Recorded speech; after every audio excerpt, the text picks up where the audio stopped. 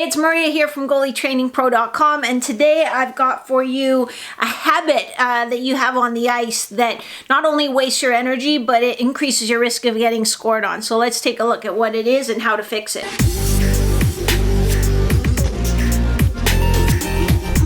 So if you watch a boxer training, they don't, or fighting, they don't come out just throwing haymakers all the time.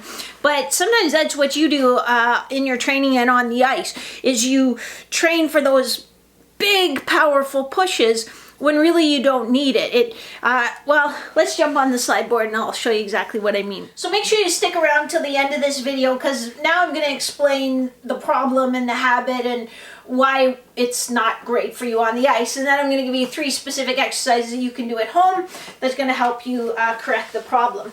So here's the thing: when we throw big haymakers, or do big, powerful pushes, then I'm opening up a ton of space as I do that push.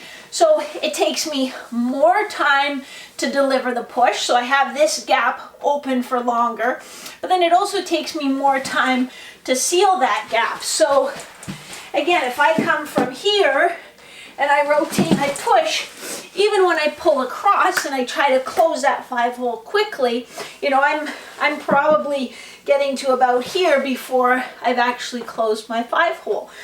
And if I just need to come, maybe I just need to get from here to there, well then, I'd have to kick out and stop myself. So again, I've opened another hole and then get sealed up again. Whereas if I can use the right amount of force, so with the goalies that I work with, we often talk about Bruce Lee's 1-inch punch. So Bruce Lee was supposed to be so powerful that he could knock a man over with just a 1-inch punch. Boom, just like that. So not having to bring all that energy through, but just pop and get that. And that's something that we have to train. We're not going to just come by it naturally. One day we're going to have it. We have to learn how to grade the amount of force we put in. So again, if I'm just trying to go from here to there, well, I don't want to create all this energy that then some of it has to be dissipated, just in a deceleration and back down. That costs me muscle energy. It adds to my fatigue.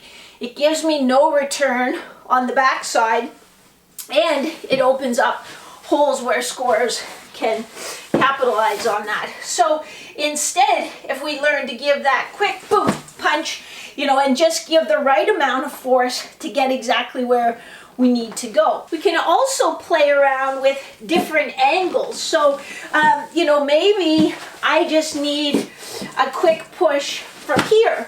And you can see how when I push on this angle in the direction I'm going, I haven't opened up that much of a gap, and I can close it back down really quickly, rather than having to bring this foot right up underneath me or right up beside me to get the push I need. The situation is going to dictate what's the best, but what I'm trying to help you with is learning that you have different positions, different magnitudes where you can push from that's going to serve you the best in any given situation. If we always just default to that big power push, then every single time that's what we're going to go to. If we have a vocabulary of these different subtleties, then we have more tools in our toolbox. So that's the problem. I've hinted at the solution. Now, what are some exercises that you can work on, not using a slide board, that'll help you learn that vocabulary? I got it for you in just 1 second. While I get my knee pads and my socks off, now would be a perfect time for you to hit the like button and to subscribe so you know about new videos before anybody else, before your goalie partner knows. The first exercise I'm going to give you is a half kneeling push, but just using a resistance band or a bungee, but in this outer range. So building some strength in this outer range of my push. We're used to kind of loading here and getting those big pushes, and we still need strength and power in there, but this is kind of our natural strong position anyway. We don't generate nearly as much force out here, partly because we never train it. So speed is a skill, And it can be taught and it can be learned and it can be practiced. So we're going to spend some time doing deliberate practice out in this range of motion so that we're just learning how do we use our muscles just out there. So if maybe I am in my butterfly and I just need that little push from here, well then I've done it. My body kind of knows, oh yeah, I know how to muster for that. So we'll stay just in that outer third range of motion and we'll get pretty quick pushes. We'll use a high amount of resistance as long as you're maintaining good stability. And you would do 2 to 3 sets of 8 to 12 reps out in that range to start with. From there we take it into an actual power push, so an actual half kneeling power push.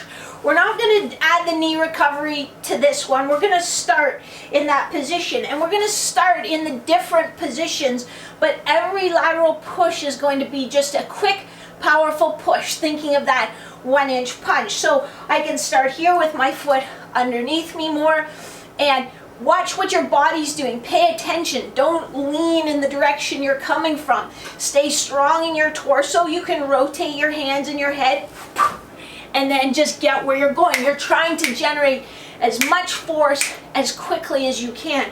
Don't worry if you don't get as far as you normally would with a power push. Think of when you're on the ice. Even when I'm on the ice, if I do a big push, I slide myself, 1 to 2 feet outside my crease. So use that quick, powerful punch. Then we can move our foot outward a little bit more. Strong torso. This requires a little more stability and strength from my hip because it's not quite as efficient a position, but same thing. I can lead with my hands and my head, boom, getting that quick, powerful push. We can come out even a little bit further and practice grading it like that. You would do about 3 in each of those positions. Notice how I'm taking my time to reset each time. I'm thinking, okay, what do I need to do? Am I staying stable? I'm doing it very deliberately. This isn't a conditioning drill. I'm trying to teach myself to be more explosive and more powerful. Similar idea, but now we're taking it to our feet. So we're going to grade our pushes, starting with what would be kind of a natural stance for you, and then leading with your hands and your head, nice stable torso, a quick powerful push, boom, and then be set. So don't just arrive there kind of sloppy, like whatever. Be there as if there's a shot coming right as soon as you get there and you're ready to make that save. We can take our stance a little wider, ready to make that save. We can take our stance a little bit narrower, ready to make that save. And you can see how as we change the foot position, and you'll feel how it changes the way you use your body. Our body just learns what we teach it. So if we're always giving our body the same stimulus, moving from the same position, using the same amount of force, then that's just what we become accustomed to, and that's what our body wants to execute every single time. A boxer doesn't come out throwing, haymaker after haymaker. That's sort of a break glass in case of emergency sort of situation. And the same thing goes for you and your big power pushes. We don't want to be opening those big holes, which then take us more time to close. We don't want to be spending our energy that we're not getting any return on. We want to be precise. And I've given you 3 drills that you can do at home to work on quick power pushes from different ranges of motion at your hips. And that's it, that's all I've got for you. So let me know, does that make sense to you? Leave a comment below. If you have a question, leave a comment below. If there's another topic you'd like me to cover, leave a comment below. Otherwise, it's time to like, subscribe, and if you're subscribed, hit the bell, and that's how you know about it, like before everyone knows about it. Otherwise, I will catch you next time.